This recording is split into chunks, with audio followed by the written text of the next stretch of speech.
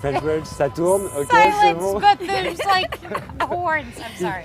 Within identity crisis and social media and the internet, it is such a fragile place and a hard place to be in. So I feel for my generation. I also feel for my sister who's 10 years old. It's a lot of pressure. It's too much for a person to digest. And if anything, I think it should be the most, like one of the top priorities is helping the mind. You speak a little French or not? I wish I could, but I barely could speak Spanish. Pick up phrases, right? Yeah. Bonjour Selena Gomez, bonjour Zoe Saldana. Merci d'être ici. I'm wondering, how much did you know of Jacques Audiard before this movie, Emilia Perez? A lot? I've been watching his films since I was a teenager. From Read My Lips, The Beat My Heart Skipped, Rust and Bone. He never ceased to surprise me. Just when you think, you go, okay, this is his thing, like this filmmaker, this is what he's gonna do. Then his next project is completely different. Yeah. And there's always this aspect of humanity in the most unconventional places, unimaginable places. So Emilia was like that. What does French cinema mean to you? Selena, do you watch French cinema? Absolutely. I think, I mean, growing up, my mother was so into cinema, but not just, French. It was everything growing up. But I found, me and my mom watched Jacques' film maybe 4 or 5 years ago, Rust and Bone first, Yes. and then The Prophet, and then all of these. All I needed to truly see was one, to know that this man was brilliant, but to see how he wanted to tackle this part was beautiful.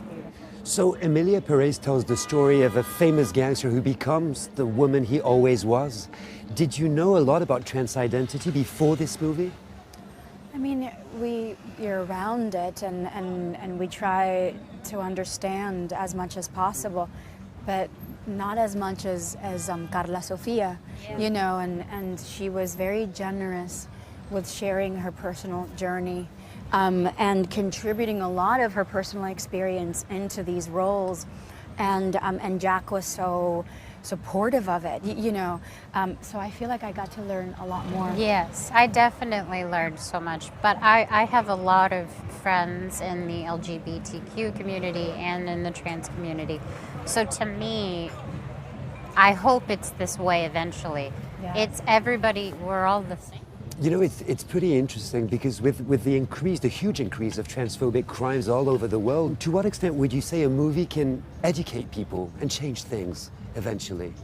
It amplifies not just a message, but it amplifies the existence of a community, and by doing that, then people are able to just have more layered feelings and thoughts about it, and hopefully those thoughts and those feelings are positive and supportive and inclusive. Emilia Perez is a musical, and it beautifully reinvents the genre. When you think of this huge tradition of cinema, what musical immediately comes to mind, Selena? I know you're a singer. What are your favorites? Oh, probably Les Mis or Chicago. Yeah. Because when I was little, that was the first musical I saw was Chicago, actually. Yeah. Probably not age appropriate, but I did love it. And ever since then, I've loved the idea of it, but I never thought I'd be in one. Did you watch musicals before, Zoe? Oh yes, yeah. As a New Yorker, I feel like when you're going to school, in elementary school in New York, you'll have those trips to go see Cats, and as you grow older, it's tickets to go see Les Mis. So if you pass a certain test and you ace that test, your teacher sometimes will give you tickets from the school, and then you go. But then when I was a teenager, I used to sign up every Friday for these raffle tickets, and I would see shows like Miss Saigon and Rent and Avenue Q. So yeah, like definitely, musicals is a very big part of my life. At the end of the day, what was the biggest challenge for you guys as actors in this movie? I think for me personally, the Spanish was hard, but I truly felt like, I did my best, and I really, really enjoyed it, and I'm so grateful. It's very emotional to see you speak Spanish too. Yeah. It was, yeah. Thank you. What about you? For me, I just collaborating with filmmakers like Jacques Audiard just makes me feel like I'm moving in the right direction, and I'm still moving. you know, as women, sometimes you can get in your own way by believing these tropes that have existed for a very long time, where a woman's youth is what defines her success, and the moment that youth is gone, the moment she becomes a mother and other hyphenated sort of titles, then she's no longer sexy or relevant, and sometimes it may not just be society, it may just be your own thoughts. Yeah, You can get in true. your own way. So I'm not done growing. I'm not done making art. This is what I want to do for the rest of my life. And having the attention and the visibility from someone like Jacques Audiard makes me feel like, oh, stop being in here, get out of the closet. Yeah. And believe, he's believing in you. And I get to be a part of something so special. Yeah. And the women characters are pretty interesting, very complex, Yes. very fragile. Selena is so rare and so beautiful to see a character that is so fragile. It made me think of your documentary, My Mind and Me, that recounts 6 difficult years of your life. Yes. And I think it was very brave. How important was it for you to show also this part of you? Jacques believed in me.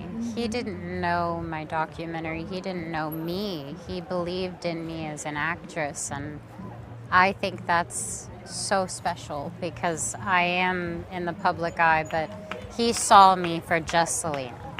Sure. But you know, our audience here is very young, and I'm wondering why do you think talking about mental health issues is important, especially to a younger generation today? Personally, I think it's crucial. I think that within identity crisis and social media and the internet, it is such a fragile place and a hard place to be in. So I feel for my generation. I also feel for my sister who's 10 years old. It's a lot of pressure. It's too much for a person to digest. And if anything, I think it should be the most, like one of the top priorities is helping the mind. And it's pretty interesting, Zoe, because we didn't talk about that 10 years ago. It's changing. We didn't, and there is great, it's like what I tell my children now, there is great strength in vulnerability. It's like I'm trying to teach them that when you feel vulnerable, when you feel pain, it's very easy to lean into anger because you feel like by you putting up your shield that you're going to protect yourself. Yeah. There's much more bravery in saying, ow, you hurt me, please don't do that. And by speaking up, you're also growing as a person and you're able to communicate your needs.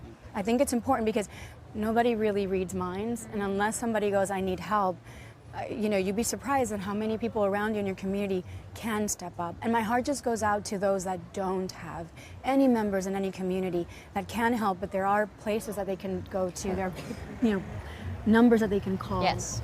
Of course, as Hollywood actors, you have a lot of influence. You have a lot of followers, of fans. Would you say it's pretty important, it's your role also as artists to speak out politically, even politically? Sometimes, when you feel confidently educated on what you're saying, then you can be that tool, that adds great visibility to a conversation. Other times, just because we're public figures, people lose sight that what we're doing most of the time is also actively listening. Sure. There's a lot that we also have to learn Yes. by others that are more experienced, speaking in a field. And I feel like it's also important to exercise your privacy so that we can always find alignment with what is aligned with our core values and not be judged by any choices that we may make. Obviously, we are predominantly decent people that are always wishing for peace and equality. But I think it's brave that you were never afraid, Selena, for instance, to encourage your followers and fans to vote, to actively participate in social life. I think as far as me wanting to be vocal and to use my platform, for example, when it became time for voting, I wanted my generation to vote. It wasn't so much about my personal belief. It was that I needed everyone to be a part of this conversation, and I wanted to learn as well. I'm still learning. So I think it's a big responsibility, but I'm very honored to have a platform to share anything that I can. Thank you so much, you Thank guys. you. It was great. Thank you.